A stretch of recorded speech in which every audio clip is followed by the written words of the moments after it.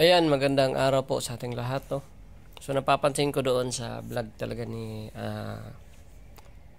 Ramjo Vlog Official na mayroon silang bago. Kasi, dati na yon kasama ni Ramjo. Pero dahil nabago yung channel ni Ramjo, nawala si Idol Sidik. So, medyo nagkaroon ng pagbabago. Hindi naman pagbabago, sa tao lang nadagdagan sila, bumalik ulit si Idol Sidik. Sa Ramjo Vlog Official na siya, so hindi na siya doon sa dating Ramjo na ano. So ang matagal na nilang ayun ka pala, congratulations pala kay Idol Sidik na muling nagbalik sa Ramjo Vlog Official. So ano bang nangyari kay Dan? Bakit hindi na siya nakabalik sa Ramjo? So maano naman natin yon, matawag dito. Kumbaga napanood naman natin yung previous niyang pagpapaalam nung nakaraan na babalik siya, pero nagbigay siya ng date na yun yung araw na babalik siya, mga ano yata yun nung last nag-video sila, mga 5 araw. Babalik na si Master Dan, sabi niya. Pero hanggang ngayon ay wala pa rin si Master Dan sa Ramjo Vlog Official. So ito, base lang din to sa aking nakalap na impormasyon na siyempre tawag dito, kailangan din naman talaga ni Ramjo Vlog Official ng worker doon sa kanyang channel, no? Kumbaga tawag dito, dagdag tao, kasi mas marami, mas masaya siyempre. Kaya naisipan niya na ipasok si Master Sidik doon sa kanyang channel. So ngayon si Dan nga, ayon sa aking nakalap na impormasyon, si Dan, 'di ba? Sabi naman na nasa Cebu si Dan.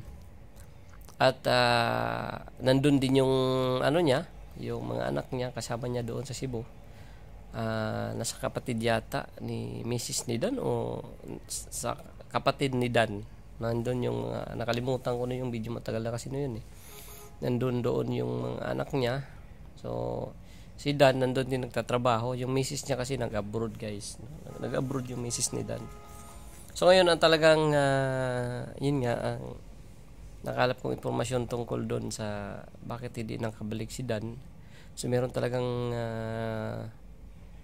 dahilan bakit hindi na nakabalik si Dan hanggang ngayon. Ang dahilan doon, guys, hindi ko rin alam. Hindi ko rin alam ang dahilan, kahit nga ako nagtatanong ako eh. Sabi ko, bakit kaya si Master Dan, ano kayang naging problema nun eh?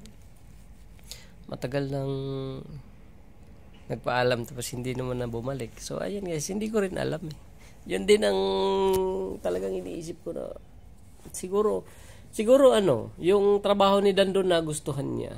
So yun lang naman masasabi ko. Kasi kung ang ugat-ugat talaga na kung anong dahilan, di ko rin alam. Pare-pares tayo. Kaya naghihintay din ako sa update na kung makakabalik ba si Master Dan. Kasi siyempre namimiss ko rin siya bilang supporters tayo ng Ramjo Vlog Official. Namimiss ko rin, no? So, congratulations kay Idol Sidik. At nawa sa mga susunod na mga video nila, mapanood natin si Master Dan ulit. Magbabalik siya. Ayun pa, guys, 4 minutes pa lang itong video ko. So, yun. Kung marites ka at nakarating ka dito sa channel ko, alam ko magagalit kayo. Pero huwag kayong mag-alala kasi maraming nagbabash sa akin na nakikiblog sa iba daw. Normal naman yun. Yung iba pa nga, kunwari nga away-awayan eh. Para lang magkaroon ng views. Kaya walang masama kung tawag dito. Kung makikiblog tayo, nasa inyo na yun kung papanoorin nyo man ito o hindi. So, yun lang. Yun lang masasabi ko na sana dumating ang panahon na mapapanood natin si Master Dan ulit sa channel ng Ramjo Vlog Official. At hindi natin alam, baka mayroong may personal na importante si Dan na inasikaso na humaba yung proseso o di naman kaya nagustuhan niya yung trabaho doon. No?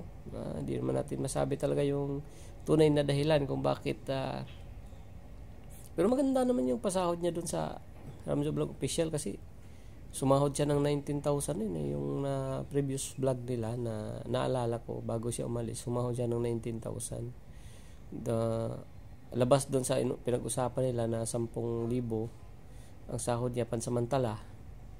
Pero kung tataas ang views, dadagdagan siya kaya umabot ng 19,000. Aba, saan ka maghahanap ng 19,000 na yun? Diba? Probinsya pa. So, mahirap kitain yun sa probinsya, guys. So, yun lang. Hindi ko alam kung anong dahilan ni Master Dan. At hanggang ngayon, ako rin po ay nag-iintay na babalik makita natin si Master Dan sa channel ng Rapjolog Official ulit. Salamat po. Bye-bye.